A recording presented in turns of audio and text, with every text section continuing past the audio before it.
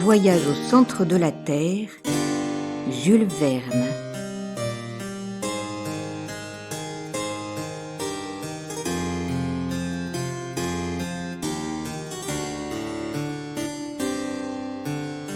Chapitre 1er. Arrivée précipitée de mon oncle. Le 24 mai 1863, un dimanche, mon oncle, le professeur Lindenbrock, revint précipitamment vers sa petite maison située au numéro 19 de Königstrasse, l'une des plus anciennes rues du vieux quartier de Hambourg. La bonne Marthe dut se croire fort en retard car le dîner commençait à peine à chanter sur le fourneau de la cuisine. « Bon, me dis-je, s'il a faim, mon oncle, qui est le plus impatient des hommes, va pousser des cris de détresse. »« Déjà, monsieur Lindenbrock ?» s'écria la bonne Marthe stupéfaite en entrebâillant la porte de la salle à manger. « Oui, Marthe, mais le dîner a le droit de ne point être cuit, car il n'est pas 2 heures. La demie vient à peine de sonner à Saint-Michel. »« Alors pourquoi monsieur Lindenbrock rentre-t-il ? Il nous le dira vraisemblablement. »« Le voilà, je me sauve. Monsieur Axel, vous lui ferez entendre raison. » Et la bonne Marthe regagna son laboratoire culinaire. Je restai seule, mais de faire entendre raison au plus irascible des professeurs, c'est ce que mon caractère un peu indécis ne me permettait pas. Aussi me préparai-je à regagner prudemment ma petite chambre du haut, quand la porte de la rue cria sur ses gonds. De grands pieds firent craquer l'escalier de bois, et le maître de maison, traversant la salle à manger, se précipita aussitôt dans son cabinet de travail. Mais pendant ce rapide passage, il avait jeté dans un coin sa canne à tête de casse-noisette, sur la table son large chapeau à poils rebroussés, et à son neveu ces paroles retentissantes « Axel, suis-moi !» Je n'avais pas eu le temps de bouger que le professeur me criait, déjà avec un vif accent d'impatience « Eh bien, tu n'es pas encore ici ?» Je m'élançai dans le cabinet de mon redoutable maître. Otto Lindenbrock n'était pas un méchant homme, j'en conviens volontiers. Mais, à moins de changements improbables, il mourra dans la peau d'un terrible original. Toutefois, c'était un vrai savant, bien qu'il cassât parfois des échantillons à les essayer trop brusquement. Il joignait au génie du géologue l'œil du minéralogiste. Au physique, représentez-vous un homme grand, maigre, d'une santé de fer et d'un blond juvénile qui lui ôtait 10 bonnes années de sa cinquantaine. Ses gros yeux roulaient sans cesse derrière des lunettes considérables. Son nez long et mince ressemblait à une lame affilée. Les méchants prétendaient même qu'il était aimanté et qu'il attirait la limaille de fer. Pure calomnie, il n'attirait que le tabac, mais en grande abondance, pour ne point mentir. Quand j'aurais ajouté que mon oncle faisait des enjambées mathématiques d'une demi-toise, et si je dis qu'en marchant il tenait ses poings solidement fermés, signe d'un tempérament impétueux, on le connaîtra assez pour ne pas se montrer friand de sa compagnie. Mon oncle ne laissait pas d'être riche pour un professeur allemand. La maison lui appartenait en toute propriété, contenant et contenu. Le contenu, c'était sa filleule Grauben, jeune virlandaise de 17 ans, la bonne Marthe et moi. En ma double qualité de neveu et d'orphelin, je devins son aide préparateur dans ses expériences. J'avouerai que je mordis avec appétit aux sciences géologiques. J'avais du sang de minéralogiste dans les veines, et je ne m'ennuyais jamais en compagnie de mes précieux cailloux. En somme, on pourrait vivre heureux dans cette maisonnette de Königstrasse, malgré les impatiences de son propriétaire, car tout en s'y prenant d'une façon un peu brutale, celui-ci ne m'en aimait pas moins. Mais cet homme-là ne savait pas attendre, et il était plus pressé que nature. Quand, en avril, il avait planté dans les pots de faïence de son salon des pieds de réséda ou de volubilis, chaque matin, il allait régulièrement les tirer par les feuilles afin de hâter leur croissance. Avec un pareil original, il n'y avait qu'à obéir. Je me précipitai donc dans son cabinet.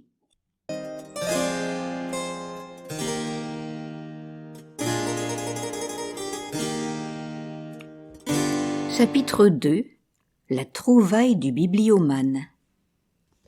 Mon oncle était enfoui dans son large fauteuil garni de velours d'Utrecht et tenait entre les mains un livre qu'il considérait avec la plus profonde admiration. « Quel livre! Quel livre !» s'écriait-il. Cette exclamation me rappela que le professeur Lindenbrock était aussi bibliomane à ses moments perdus. Mais un bouquin n'avait de prix à ses yeux qu'à la condition d'être introuvable ou tout au moins illisible. « Eh bien, me dit-il, ne vois-tu donc pas ? Mais c'est un trésor inestimable que j'ai rencontré ce matin en furetant dans la boutique du juif Évelius. »« Magnifique !» répondis-je avec un enthousiasme de commande. En parlant ainsi, mon oncle ouvrait et fermait successivement le vieux bouquin. Je ne pouvais faire moins que de l'interroger sur son contenu, bien que cela ne m'intéressât aucunement. « Et quel est donc le titre de ce merveilleux volume ?» demandai-je, avec un empressement trop enthousiasme pour n'être pas feint. « Cet ouvrage, » répondit mon oncle en s'animant, « c'est l'Heimskringla de Snorre Sturluson, le fameux auteur islandais du XIIe siècle. C'est la chronique des princes norvégiens qui régnèrent en Islande. »« Ah !» fis-je un peu ébranlé dans son indifférence. « Et les caractères de ce livre sont-ils beaux ?»« Les caractères ? Qui te parle de caractères, malheureux Axel ? Il s'agit bien de caractères. Ah, prends cela pour un imprimé. Mais ignorant, c'est un manuscrit, et un manuscrit runique. »« Runique ? Oui, vas-tu me demander maintenant de t'expliquer ce mot ? » ?»« Je m'en garderai bien, » répliquai-je avec l'accent d'un homme blessé dans son amour-propre. Mais mon oncle continua de plus belle et m'instruisit malgré moi de choses que je ne tenais guère à savoir. « Les runes, reprit-il, étaient des caractères d'écriture usités autrefois en Islande, et suivant la tradition, ils furent inventés par Odin lui-même. Mais regarde donc, admire, impie, ces types qui sont sortis de l'imagination d'un dieu. » Ma foi, faute de réplique, j'allais me prosterner, genre de réponse qui doit plaire aux dieux comme au roi, car elle a l'avantage de ne jamais les embarrasser. Quand un incident vint détourner le cours de la conversation. Ce fut l'apparition d'un parchemin crasseux qui glissa du bouquin et tomba à terre. Mon oncle se précipita sur ce brimborion avec une avidité facile à comprendre. Un vieux document, enfermé peut-être depuis un temps immémorial dans un vieux livre, ne pouvait manquer d'avoir un haut prix à ses yeux. « Qu'est-ce que c'est que ça ?» s'écria-t-il. En même temps, il déployait soigneusement sur sa table un morceau de parchemin long de 5 pouces, large de 3, et sur lequel s'allongeaient en ligne transversale des caractères de grimoire. En voici un fac-similé exact. Je tiens à faire connaître ces signes bizarres, car ils amenèrent le professeur Lindenbrock et son neveu à entreprendre la plus étrange expédition du XIXe siècle. 3 colonnes, 2 signes, pour l'instant inconnus. Le professeur considéra pendant quelques instants cette série de caractères, puis il dit, en relevant ses lunettes, « C'est du runique. Ces types sont absolument identiques à ceux du manuscrit de Snorre Sturluson. Mais qu'est-ce que cela peut signifier ?» Comme le runique me paraissait être une invention de savants pour mystifier le pauvre monde, je ne fus pas fâché de voir que mon oncle n'y comprenait rien. Du moins, cela me sembla ainsi au mouvement de ses doigts qui commençaient à s'agiter terriblement. « C'est pourtant du vieil islandais, murmurait-il entre ses dents. Et le professeur Lindenbrock devait bien s'y connaître, car il passait pour être un véritable polyglotte. Non pas qu'il parlât couramment les 2000 langues et les 4000 idiomes employés à la surface du globe, mais enfin, il en savait sa bonne part. Il allait donc, en présence de cette difficulté, se livrer à toute l'impétuosité de son caractère, et je prévoyais une scène violente, quand 2 heures sonnèrent au petit cartel de la cheminée. Aussitôt, La bonne Marthe ouvrit la porte du cabinet en disant « La soupe est servie !»« Au diable la soupe !» s'écria mon oncle. « Et celle qui l'a faite, et ceux qui la mangeront !» Marthe s'enfuit. Je volai sur ses pas, et sans savoir comment, je me trouvai assis à ma place habituelle dans la salle à manger. J'attendis quelques instants. Le professeur ne vint pas. C'était la première fois, à ma connaissance, qu'il manquait à la solennité du dîner. Et quel dîner, cependant! Une soupe au persil, une omelette au jambon relevée d'oseille à la muscade, une longe de veau à la compote de prunes, et pour dessert des crevettes au sucre, le tout arrosé d'un joli vin de la Moselle. Voilà ce qu'un vieux papier allait coûter à mon oncle. Ma foi, en qualité de neveu dévoué, je me crus obligé de manger pour lui, et même pour moi, ce que je fis en conscience. « Je n'ai jamais vu une chose pareille, » disait la bonne Marthe en servant. « Monsieur Lindenbrock qui n'est pas à table. » C'est à ne pas le croire. « Cela présage quelque événement grave, » reprenait la vieille servante en hochant la tête. Dans mon opinion, cela ne présageait rien, sinon une scène épouvantable quand mon oncle trouverait son dîner dévoré. J'en étais à ma dernière crevette lorsqu'une voix retentissante m'arracha aux voluptés du dessert.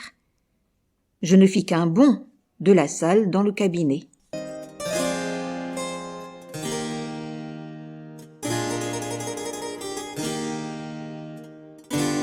Chapitre 3. Le cryptogramme de Saknussemm. C'est évidemment du runique, disait le professeur en fronçant le sourcil. Mais il y a un secret, et je le découvrirai. Sinon... Un geste violent acheva sa pensée. Mets-toi là, ajouta-t-il en m'indiquant la table du poing, et écris. En un instant, je fus prêt. Maintenant, je vais te dicter chaque lettre de notre alphabet, qui correspond à l'un de ces caractères islandais. Nous verrons ce que cela donnera. Mais par Saint-Michel, garde-toi bien de te tromper. La dictée commença. Je m'appliquai de mon mieux. Chaque lettre fut appelée l'une après l'autre et forma l'incompréhensible succession des mots suivants, en 3 colonnes, un mélange de voyelles et de consonnes. Quand le travail fut terminé, mon oncle prit vivement la feuille sur laquelle je venais d'écrire et il l'examina longtemps avec attention. « Qu'est-ce que cela veut dire ?» répétait-il machinalement. Sur l'honneur, je n'aurais pas pu le lui apprendre. D'ailleurs, il ne m'interrogea pas à cet égard, et il continua de se parler à lui-même. « C'est ce que nous appelons un cryptogramme, » disait-il, dans lequel le sens est caché sous des lettres brouillées à dessein, et qui convenablement disposées formerait une phrase intelligible. Quand je pense qu'il y a là peut-être l'explication ou l'indication d'une grande découverte. Pour mon compte, je pensais qu'il n'y avait absolument rien, mais je gardais prudemment mon opinion. Le professeur prit alors le livre et le parchemin et les compara tous les deux. « Ces 2 écritures ne sont pas de la même main, » dit-il. « Le cryptogramme est postérieur au livre, et j'en vois tout d'abord une preuve irréfragable. En effet, la première lettre est une double M, qu'on chercherait vainement dans les livres de Turlson, car elle ne fut ajoutée à l'alphabet islandais qu'au XIVe siècle. Ainsi donc, il y a au moins 200 ans entre le manuscrit et le document. Cela, j'en conviens, me parut assez logique. Je suis donc conduit à penser, reprit mon oncle, que l'un des possesseurs de ce livre aura tracé ces caractères mystérieux. Mais qui diable était ce possesseur ? N'aurait-il point mis son nom quelque part dans ce manuscrit ? Mon oncle releva ses lunettes, prit une forte loupe et passa soigneusement en revue les premières pages du livre. Au verso de la seconde, celle du faux titre, il découvrit une sorte de macule qui faisait à l'œil l'effet d'une tache d'encre. Cependant, en y regardant de près, on distinguait quelques caractères à demi effacés. Mon oncle comprit que là était le point intéressant. Il s'acharna donc sur la macule, et sa grosse loupe aidant, il finit par reconnaître les signes que voici, en caractères runiques, qu'il lut sans hésiter, 2 mots, un petit et un plus long, en signes mystérieux. « Arne Saknussemm » s'écria-t-il d'un ton triomphant. « Mais c'est un nom, cela. C'est un nom islandais encore. Celui d'un savant du XVIe siècle, un alchimiste célèbre. » « Ces alchimistes, reprit-il, Avicenne, Bacon, Lull, Paracelse, étaient des véritables, les seuls savants de leur époque. Ils ont fait des découvertes dont nous avons le droit d'être étonnés. Pourquoi ce Saknussemm n'aurait-il pas enfoui sous cet incompréhensible cryptogramme quelque surprenante invention? Cela doit être ainsi. Cela est. » L'imagination du professeur s'enflammait à cette hypothèse. Sans doute, osai-je répondre, mais quel intérêt pouvait avoir ce savant à cacher ainsi quelque merveilleuse découverte? Pourquoi, et le sais-je, Galilée n'en a-t-il pas agi ainsi pour Saturne?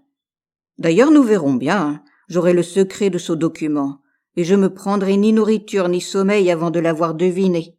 Oh, pensai-je. Ni toi non plus, Axel, reprit-il. Diable, me dis-je, il est heureux que j'ai dîné pour 2. Et d'abord, fit mon oncle, il faut retrouver la langue de ce chiffre. Cela ne doit pas être difficile. À ces mots, je relevai vivement la tête. Mon oncle reprit son soliloque.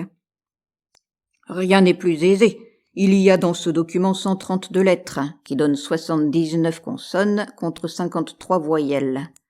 Or, c'est à peu près suivant cette proportion que sont formés les mots des langues méridionales, tandis que les idiomes du Nord sont infiniment plus riches en consonnes. Il s'agit donc d'une langue du Midi. Ces conclusions étaient fort justes. Mais quelle est cette langue? C'est là que j'attendais mon savant, chez lequel cependant je découvrais un profond analyste. Ce Saknussemm, reprit-il, était un homme instruit. Or, dès qu'il n'écrivait pas dans sa langue maternelle, il devait choisir de préférence la langue courante, entre les esprits cultivés du XVIe siècle, je veux dire le latin. Si je me trompe, je pourrais essayer de l'espagnol, du français, de l'italien, du grec, de l'hébreu. Mais les savants du XVIe siècle écrivaient généralement en latin. J'ai donc le droit de dire, a priori, ceci est du latin. Je sautai sur ma chaise. Mes souvenirs de latiniste se révoltaient contre la prétention que cette suite de mots baroques pût appartenir à la douce langue de Virgile.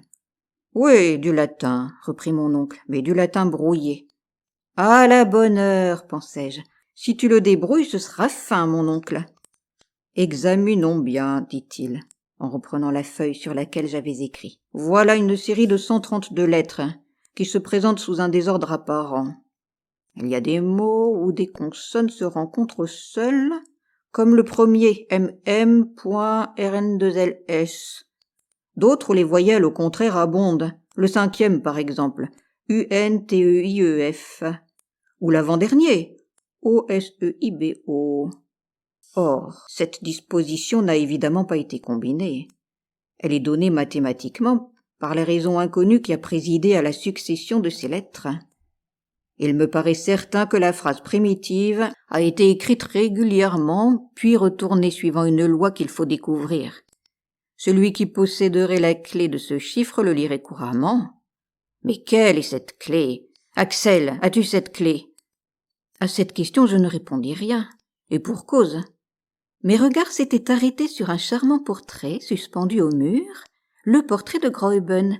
La pupille de mon oncle se trouvait alors à Altona, chez une de ses parentes, et son absence me rendait fort triste, car je puis l'avouer maintenant, la jolie Virlandaise et le neveu du professeur s'aimaient avec toute la patience et toute la tranquillité allemande. Nous nous étions fiancés à l'insu de mon oncle, trop géologue pour comprendre de pareils sentiments.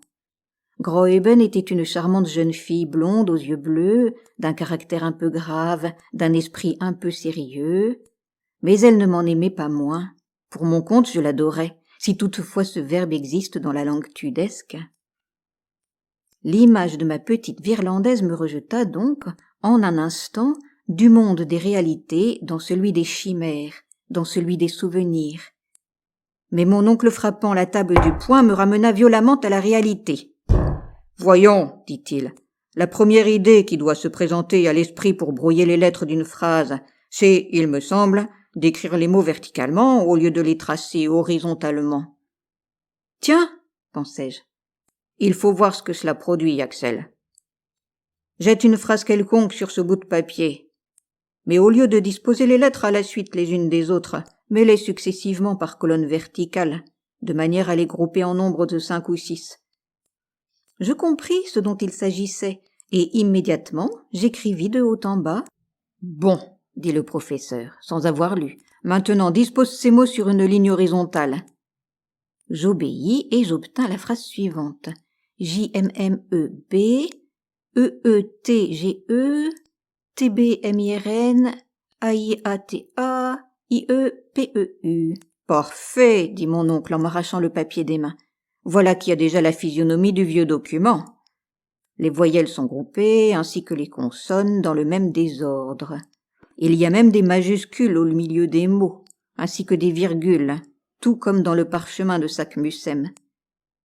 Je ne pus m'empêcher de trouver ces remarques fort ingénieuses. Or, reprit mon oncle en s'adressant directement à moi, pour lire la phrase que tu viens d'écrire et que je ne connais pas, il me suffira de prendre successivement la première lettre de chaque mot, puis la seconde, puis la troisième, et ainsi de suite. Et mon oncle, à son grand étonnement et surtout du mien, lut « Je t'aime bien, ma petite Graüben ». Ah? Oui, sans m'en douter, en amoureux maladroit, j'avais tracé cette phrase compromettante. « Ah, tu aimes Graüben », reprit mon oncle d'un véritable ton de tuteur.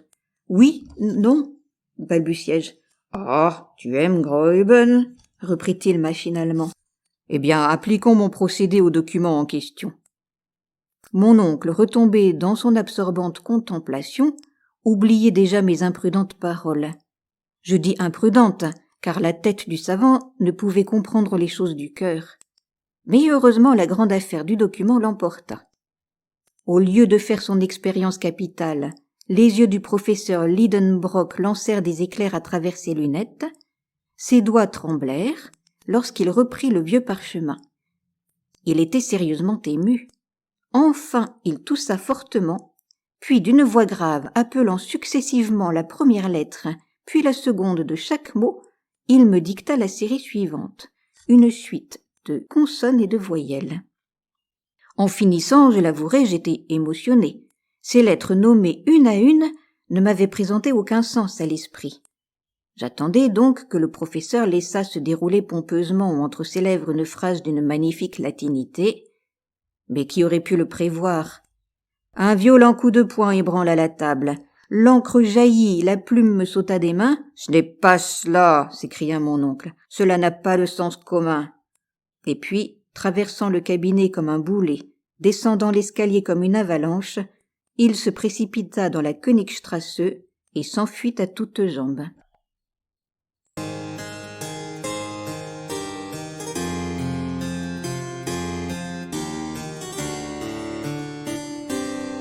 Si cela vous a plu, vous pouvez retrouver d'autres histoires et poésies sur ma chaîne Entendre lire.